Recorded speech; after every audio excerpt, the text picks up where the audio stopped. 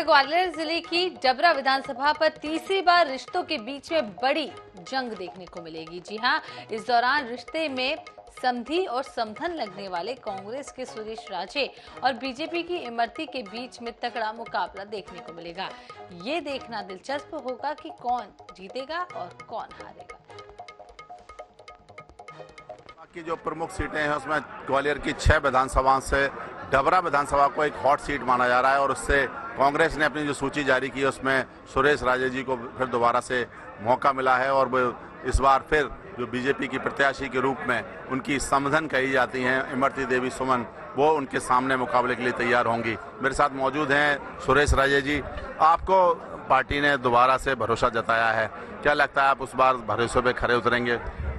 देखिए, पिछली बार भी तमाम तरह की कंट्रोवर्सी मेरे साथ थी जब टिकट मिल रहा था और उसके बावजूद जब पार्टी ने मुझको भरोसा जताया तो 3 साल का जो कार्यकाल रहा, मैं समझता हूं मैंने भरसक प्रयास किया कि अपनी पार्टी के विचारधारा के साथ साथ हाईकमान के भरोसे पर खरा उतरूं और संभवतः उसी का नतीजा है कि आज इतनी विपरीत परिस्थितियों के बावजूद सिर्फ और सिर्फ भारतीय जनता पार्टी डबरा में चुनाव नहीं लड़ रही, वो सिर्फ वीडियो और तमाम तरह की कंट्रोवर्सी और इस तरह की चीजों को लेके वो आश्वस्त थी कि हम सिर्फ टिकट कटवा लेंगे तो कुछ हमें आसानी हो जाएगी। विपरीत परिस्थितियों की बात कर रहे हैं तो वही जो वीडियो वायरल हुआ उसका भी काउंटर जवाब भी आपको मिल भी गया और उसको अब लगता है जो विधानसभा का भी चुनाव का भी मुद्दा रहने वाला है।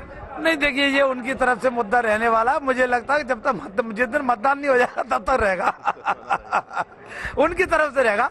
बाकी हम लोग तो एक्चुअल में विकास के मुद्दे पर चुनाव लड़ेंगे, जनता की जो मूलभूत समस्या है उसके ऊपर चुनाव लड़ेंगे, डबरा की जो समस्याएं हैं उनके ऊपर चुनाव लड़ेंगे और डबरा हमारा डबरा की जो पहचान है उसके ऊपर चुनाव लड़ेंगे। तो ये थे डबरा के विधायक सुरेश राजे जी, जिनका कहना है कि वो जनता उनको सबक सिखाएगी लोगों को और जो उन्होंने विश्वास जो अर्जित किया है वो डबरा की विधानसभा में उनको इस बार चुनाव में देखने को मिलेगा और उनकी जीत पक्की होगी। कैमरामैन अजय उपाध्याय के साथ जावेद खान, IL न्यूज़ ग्वालियर।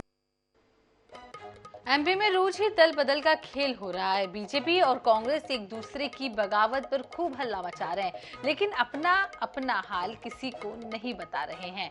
कुछ नेता तो सुबह से सोशल मीडिया पर इसी काम में लग जा रहे हैं।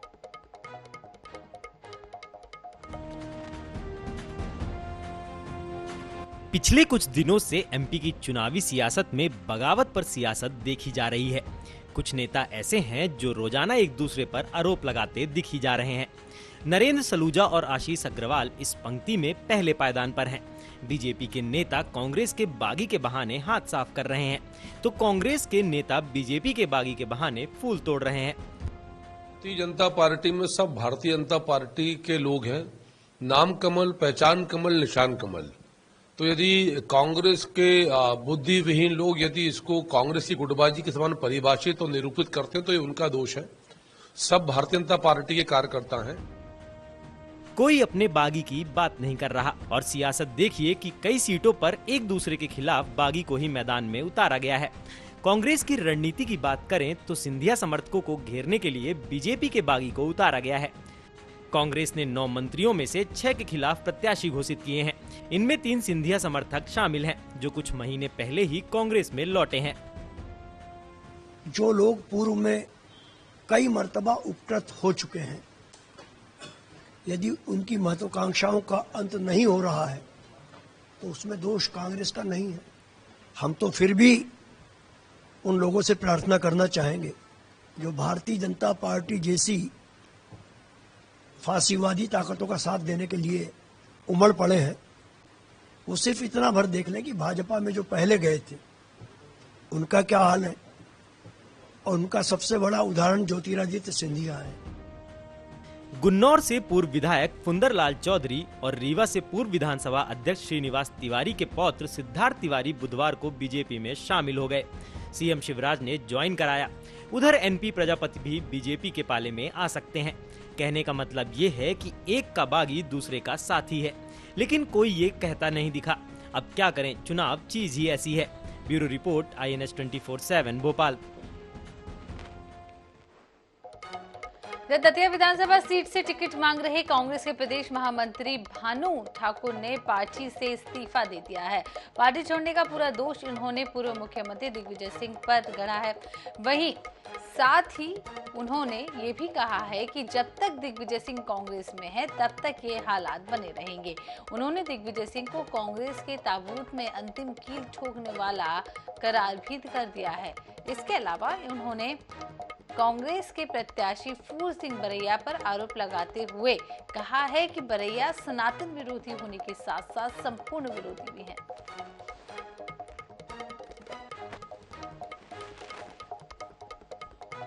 मैं लंबे समय से कांग्रेस पार्टी में संघर्षरत हूँ। 2003 से मैं छात्र राजनीति से कांग्रेस में रहा और लगातार 2013 से अपनी भांडर विधानसभा क्षेत्र में संघर्ष कर रहा हूँ। और रही बात मोह भंग होने की, तो यह मन की पीड़ा है। अब जब जहाँ मान सम्मान नहीं रहा था और जहाँ अपमान ही अपमान हो तो मोह भंग अपने आप हो जाता है। हम मनुष्य हैं और ये हमारी पीड़ा है कि जहाँ सम्मान नहीं हुआ रहना उचित नहीं। मेरंदा पहुंचे सीएम शिवराज सिंह चौहान की पत्नी साधना सिंह और पुत्र कार्तिकेय सिंह चौहान ने खेड़ापति हनुमान मंदिर में पूजा अर्चना की और फिर भाजपा के चुनावी कार्यालय का भी उद्घाटन किया।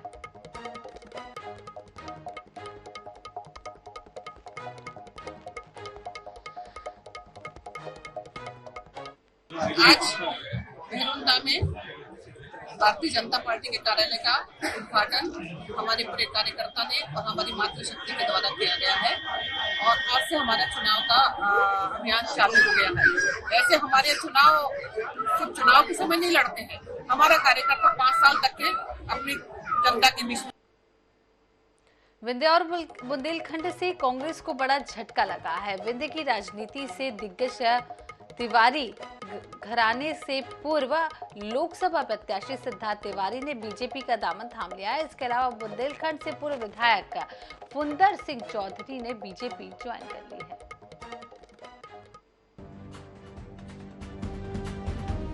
दरअसल सिद्धार्थ तिवारी लंबे समय से कांग्रेस से नाराज चल रहे थे और उनको लेकर ऐसे कयास भी लगाए जा रहे थे कि आने वाले दिनों में वे कांग्रेस से बगावत कर सकते हैं। ठीक वैसा ही हुआ। आपको बता दें, सिद्धार्थ तिवारी त्योंथर विधानसभा से दावेदारी कर रहे थे। कांग्रेस की टिकट पर सिद्धार्थ तिवारी चुनाव हार चुके हैं। अब त्योंथर से टिकट की मांग कर रहे थे, लेकिन पार्टी ने उनकी दावेदारी को नजरअंदाज किया। सिद्धार्थ मध्य प्रदेश के पूर्व विधानसभा अध्यक्ष श्रीनिवास तिवारी के पौत्र हैं। दलित नेता और गुन्नौर से कांग्रेस के पूर्व विधायक फुंदरलाल चौधरी भी बीजेपी में शामिल हुए। भारत नई ऊंचाइयों को निरंतर प्राप्त कर रहा है, चाहे वो सैन्य में हो, वाणिज्य में हो। आज सब जगह विश्व में हमारी तूती बोलती है और मैं मोदी जी के नेतृत्व से, भारतीय जनता पार्टी की विचारधारा से प्रभावित होकर आज बीजेपी का दामन थाम रहा हूं। आज सिद्धार्थ तिवारी जी भारतीय जनता पार्टी में, भारतीय जनता पार्टी के नेतृत्व के प्रति माननीय प्रधानमंत्री नरेंद्र मोदी जी, हमारे मुख्यमंत्री माननीय शिवराज सिंह चौहान और भारतीय जनता पार्टी के प्रति उन्होंने आस्था आज व्यक्त की है। मैं उनका भारतीय जनता पार्टी के परिवार में बहुत स्वागत करता हूं, बहुत बहुत अभिनंदन करता हूं। उन्होंने भारतीय जनता पार्टी की सदस्यता आज ग्रहण की है। भारतीय जनता पार्टी के परिवार में हम उनका हृदय से स्वागत करते हैं और भारतीय जनता पार्टी के काम को आगे बढ़ाने में उनकी निश्चित तौर पर बहुत महत्वपूर्ण भूमिका रहेगी। इन दोनों दिग्गजों ने पार्टी छोड़ने के बाद कांग्रेस नए सिरे से सियासी समीकरण बैठाने के लिए मजबूर हो रही है। हालांकि पार्टी किसी भी प्रकार के नुकसान से इनकार कर रही है। बीजेपी इतनी हताशा और इतनी निराशा के दौर से गुजर रही है कि कांग्रेस पार्टी के ऐसे लोग जो चुनाव के सर्वे में तीसरे चौथे नंबर पे आए हों, उनको सदस्यता दिलाकर अपनी उपलब्धि समझ रही है। तो ये उपलब्धि बीजेपी को मुबारक हो और हम उम्मीद करते हैं कि इन दोनों को, और जो भी जाए बीजेपी में उसको टिकट देगी बीजेपी, तब समझेंगे कि वाकई बीजेपी ने कोई बड़ा खेल किया। पिछले दिनों में विंध्य और बुंदेलखंड में कांग्रेस को बड़ी हार का सामना करना पड़ा था। इस बार कांग्रेस को विंध्य क्षेत्र से बड़ी उम्मीदें हैं। दोनों राजनीतिक दलों का फोकस भी है, लेकिन बड़े राजनीतिक परिवार के सदस्य के पार्टी छोड़ने से कांग्रेस की संभावनाओं को फिर से झटका लग सकता है। INH न्यूज के लिए भोपाल से मनीष कांत जैन की रिपोर्ट।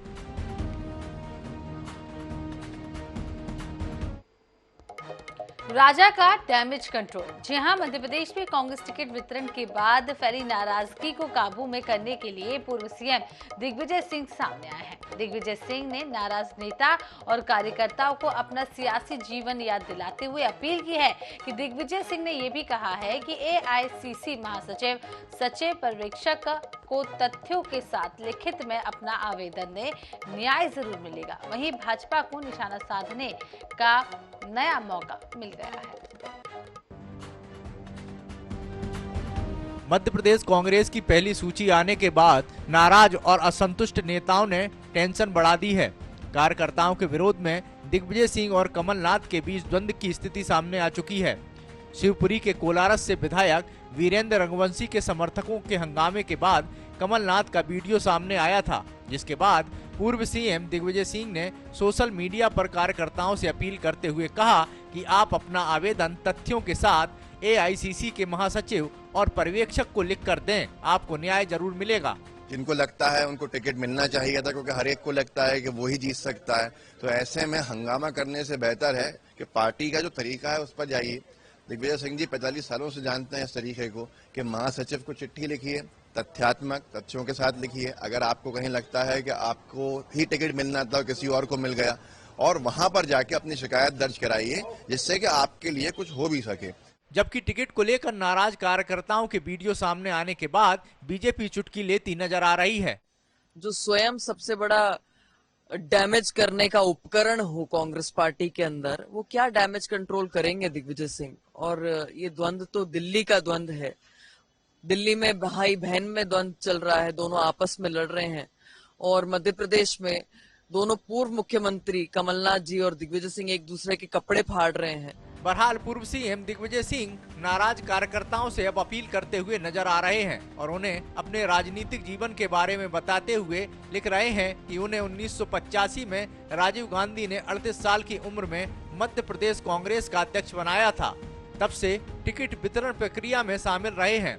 उन्होंने कहा कि यह सबसे कठिन काम है। आप सभी से विनम्र अपील है, आपको जो कहना है वह तथ्यों के आधार पर एआईसीसी के महासचिव और पर्यवेक्षक को लिखकर अपना आवेदन दें, न्याय जरूर मिलेगा। कुल मिलाकर बात की जाए तो कार्यकर्ताओं के आक्रोश के बाद अब दिग्गी राजा डैमेज कंट्रोल में लग गए हैं। दिनेश शुक्ल, INS 24/7 भोपाल। इधर नेपानगर के दाहिंदा गांव में मतदाता जागरूकता अभियान कार्यक्रम का आयोजन किया गया, जिसमें अगम महिला सेवा संघ और 30 से ज्यादा गांव की महिलाओं ने भाग लिया। इस दौरान महिलाओं ने संघ द्वारा किए जा रहे कार्यों के बारे में भी बताया। साथ ही अपने हाथों पर मेहंदी लगाकर मेरा वोट मेरा अधिकार और मतदान मेरा अधिकार लिखकर मतदाताओं को मतदान के लिए जागरूक किया।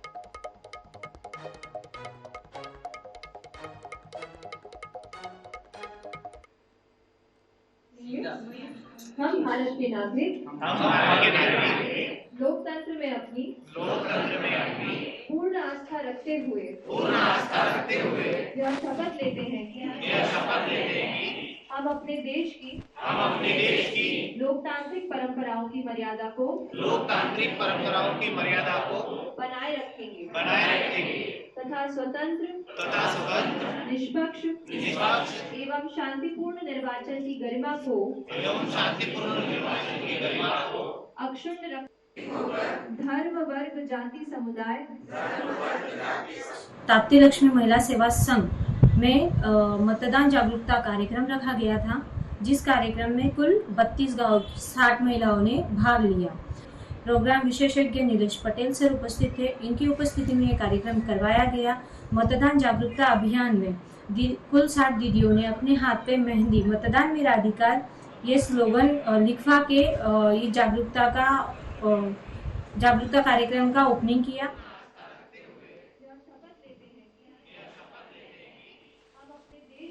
हम अपने देश की लोकतांत्रिक परंपराओं की मर्यादा को